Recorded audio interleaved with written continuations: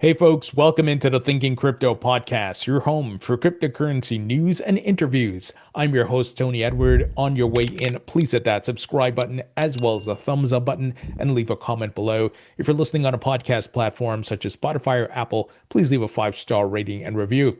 Folks, apologies, I didn't get to do an episode yesterday. I was playing some basketball and I hurt my back, so I had to rest. I was in a lot of pain, but I feel better now. It's just some tight muscles that needed to be loosened up, but all good. Guys, lots of news to cover because I missed yesterday, but there's a lot of bullish news. And of course, we got to talk about the price because Bitcoin right now sitting below $109,000. There's a lot of fear in the market right now, folks. A lot of folks are calling bear market. It's bearish. I don't think I've seen it this bad for a long time. And I've been here for multiple bull and bear market cycles, but these things happen, and this is how the market cycles play out sometimes. So what's interesting is that right now we are in extreme fear. That's where the Bitcoin Fear and Greed Index is at. Now, when you have extreme fear in a bear market, that's very bullish.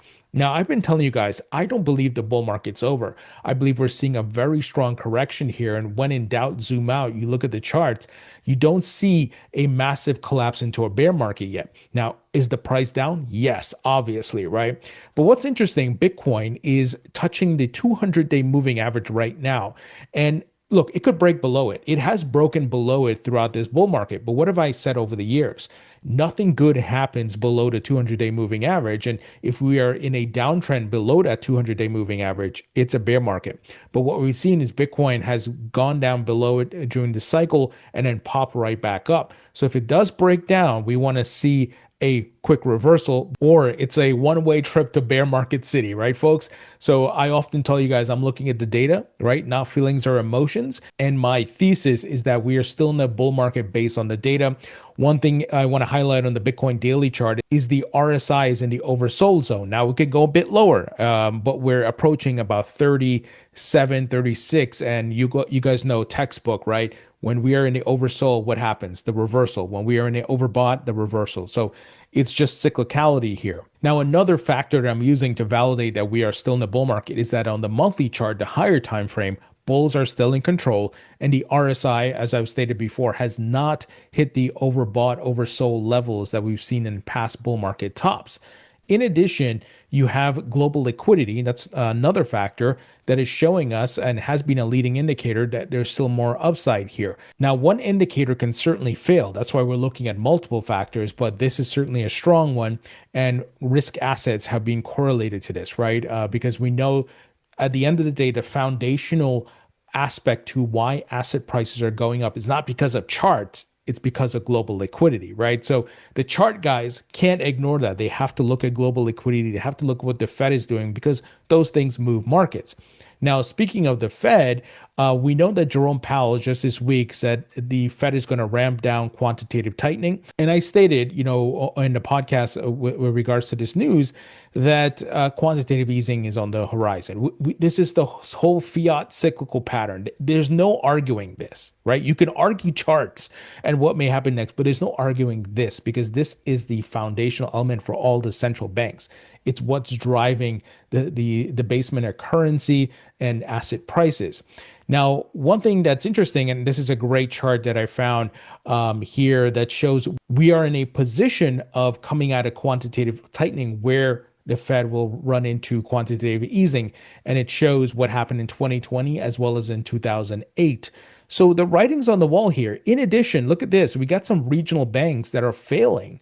So this could be the narrative or the catalyst for the Fed to speed up the process of returning to quantitative easing. So there are a lot of narratives out there with the government shutdown, the tariff wars, regional banks failing, and so forth. But we've seen some of these things throughout the bull market. Just look at the beginning of the year. Everybody was saying bull market's over. Trump crashed the whole thing, right? You remember the fear there? And I was telling you guys, it's not over. The data is just showing me it's not over. Now, the other factor I like to look at is what are the whales doing? Because they are the ones that move the markets. And right now, wallets of 10 or more Bitcoin continue to accumulate. There is no significant downside here showing they are exiting the market. So all of these factors, in addition to others, are telling me the bull market's not over. Now, the chart guys are going to come and say, hey, look at this chart, look at this, right? But I'm going to say, hey, yes, but also look at these charts and look at the macro factors. You can't ignore that. So that's my thesis. Look, I could be wrong, right? I'm not here trying to make fun of people or pump out my chest and say I know everything. I don't, but I'm at least using the data, and I hope you guys appreciate that I'm bringing you a holistic view, not just a chart view. Because please tell me, in 2020, when the economy was shut down and much more, why markets were still pumping. We know why. They printed the most money in the history of the world, right? Well, at least the United States. And that drove asset prices higher. So the chart guys are saying, well, this support level, and that's no. Let's go back to the real world here. So this is why we follow global liquidity. We use the charts. We use on-chain data as well. So I hope you appreciate that I'm giving you multiple views here. So the other factor is, guys, what we've seen in this bull market is that gold has been another leading indicator, and you have rotation from gold to stocks in Bitcoin and crypto, of course. Now gold is going parabolic. Look at this chart. Now this is the monthly chart. Let's actually go to the daily. I think that would be more helpful if I get myself out of the way here. And it is in a euphoria zone, folks. I mean, this is wild. It is so overbought. It's RSI.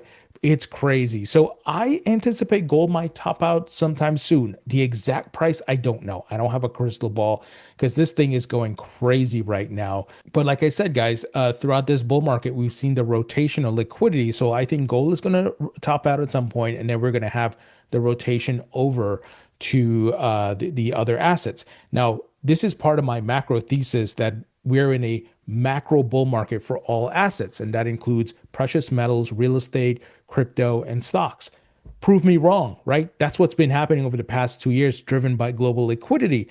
So there's some rotation. Each asset class has its day in the sun. So I'm anticipating some sort of blow up top for gold soon.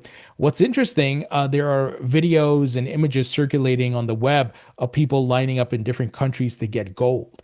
And it's kind of like the retail normie crowd, right? The dumb money crowd buying at the top. And this is what we've seen for crypto and stocks and so forth. So they're doing it for gold. And I get why, but unfortunately, wrong time to be buying. Wrong time to be buying. And look, I'm not saying they can't make money. And if they're holding for the long term, I think they'll be fine. But if you're buying, at these levels, it's not good. You guys know what I mean. But guys, my thesis, once again, we're still in the macro bull market for all assets. Gold still being a leading indicator, global liquidity. I think as gold tops out, rotation to crypto and stocks. And I think the Fed, sooner than later, is going to return to quantitative easing. Let's see how all these things play out. If you disagree with me, let me know why. I'm open to feedback. I'm open to a conversation. I have often told you guys, don't follow me like a cult, right? Listen to different point of views. And this is my POV from my research, from being here for multiple cycles, and looking at not just charts, but on-chain data and the macro. Now, look at this bullish news, guys. I'm sure many of you saw this. BlackRock is getting into the stablecoin market. So we got some very interesting news. Let me actually give you the details from Cointelegraph because CNBC wants me to pay, which is annoying. The headline reads, BlackRock takes a piece of booming stablecoin market with redesigned fund. So Larry Fink is not playing around. The $13.5 trillion asset manager said the revamped fund called the BlackRock Select Treasury Based Liquidity Fund, BSTBL, will help manage reserves for companies behind US dollar pegged stablecoins, offering them a safe place to park customer funds. BlackRock noted that the offering aligns with the Genius Act, a law signed by President Donald Trump earlier this year that created the first U.S. regulatory framework for stablecoins. The new rules outline how issuers must hold and invest their reserves, which BlackRock's new fund aims to comply with.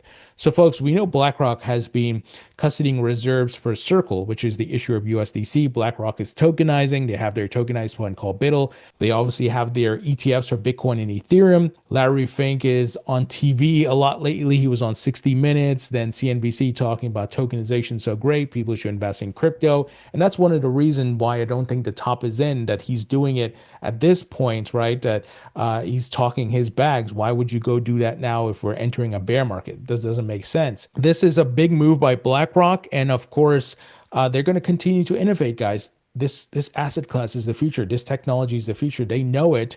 And as I've been telling you guys, I need to maybe trademark this term. I've been saying the future economy, markets, and governments will all run on blockchain rails. That's what's coming. It's pretty incredible to see all these things unfolding. Now, here's some bullish news coming out of California. California passes a law to enable the state to custody Bitcoin and digital assets. Dennis Porter of the Satoshi Action Fund said the fourth largest economy in the world will soon be holding Bitcoin. This is incredibly bullish. We know Dennis has been working with different states around the country to establish a Bitcoin reserve locally, of course. And it will allow these states to add Bitcoin and crypto to their pension funds and much more. So slowly but surely, guys, things are happening. Now, this content is brought to you by iTrust Capital. iTrust Capital makes it easy to invest in crypto and precious metals such as gold and silver.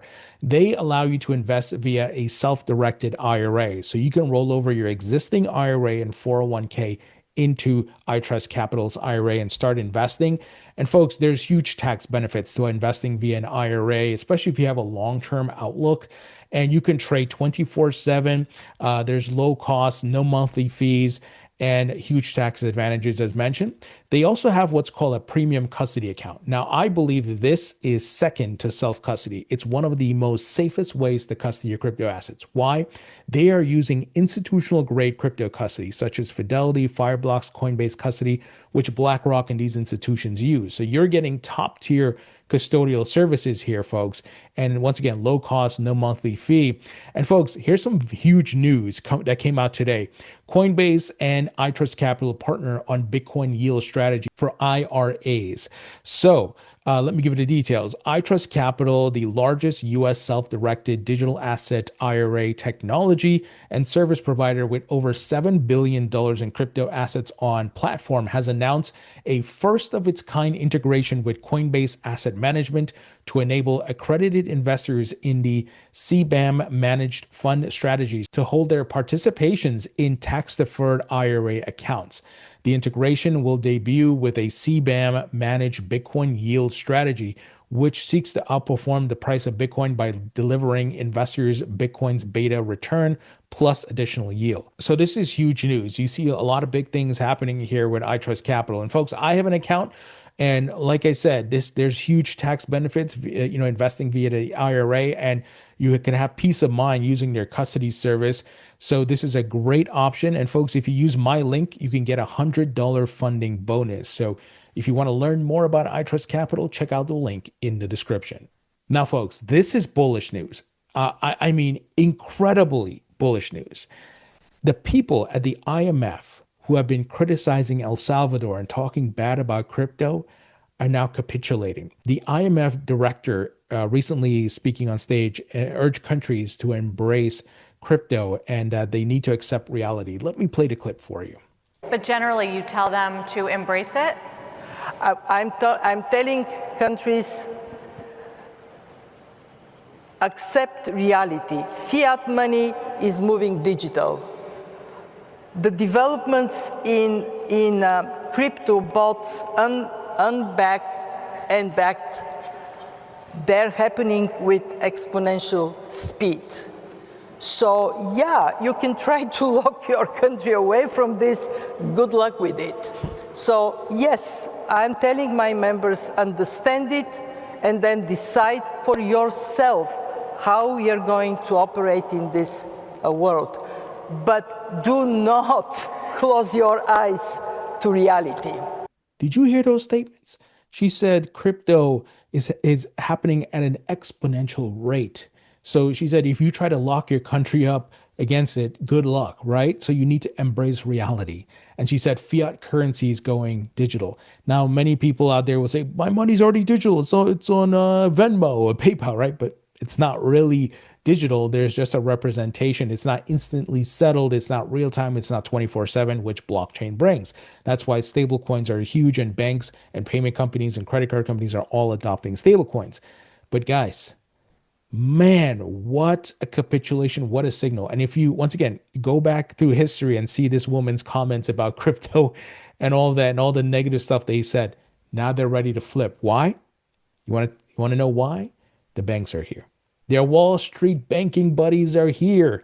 But for years, they told retail, this is a scam. Watch out for this. Don't touch it, right? Now, accept reality, right? So if you try to ban it, over the years, you guys know, I've said any country that tries to ban crypto and blockchain is writing their economic death sentence because these are the rails with how money and markets are going to function, guys. So incredible statements. Man, don't miss how bullish this is.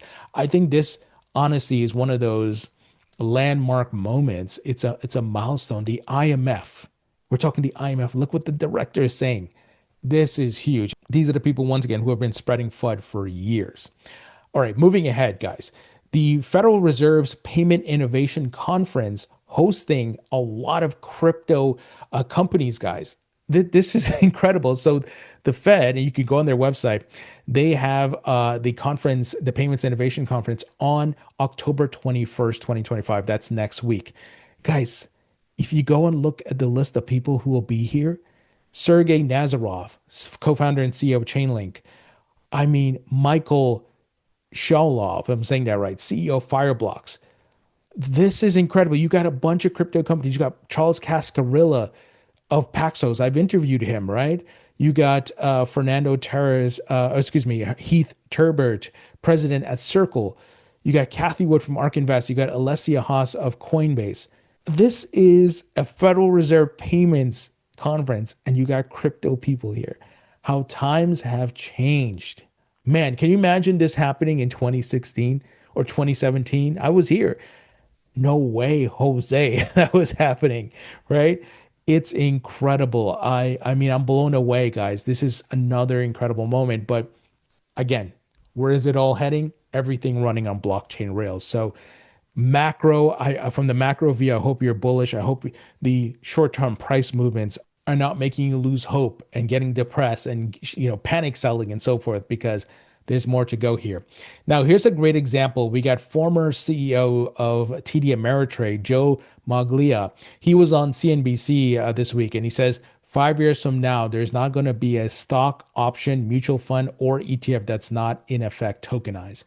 Everybody on Wall Street is looking to tokenize because they know what that means, guys. More capital coming in from across the globe, 24/7, instant settlement. So they save on fees and they get more liquidity coming from across the globe. That's why there's a big push here. And the SEC is on board. So SEC Chair Paul Atkins charts pro-innovation path for crypto and tokenization regulation. We've been seeing a lot of language coming out from the SEC that they want to get this done. Here's some details. Crypto and tokenization are job one for the SEC. SEC Chair Paul Atkins said Wednesday at the DC FinTech Week. Here's a quote. I'd like to say that we're in the Securities and Innovation Commission, he added jokingly. So Wall Street wants it. The SEC is on board. You guys, it's a foregone conclusion here. We know what's coming. We got some big news from Ripple, folks. They said they are acquiring treasury management leader GTreasury. The fusion of Ripple's enterprise crypto solutions with GTreasury's 40 plus years of expertise immediately opens up multi-trillion-dollar corporate treasury market. And GTreasury apparently works with different banks, guys. So Ripple kind of going into or going back to their ethos of payments here, because some of the benefits they highlighted is that this unlocks idle capital, tap into multi-trillion-dollar global repo market via prime broker Hidden Road, earning more on short-term assets. So of course, Ripple acquired Hidden Road, move money instantly, enable real-time 24/7, 365 cross-border payments at competitive rates, building on Ripple's track record of modernizing global payments.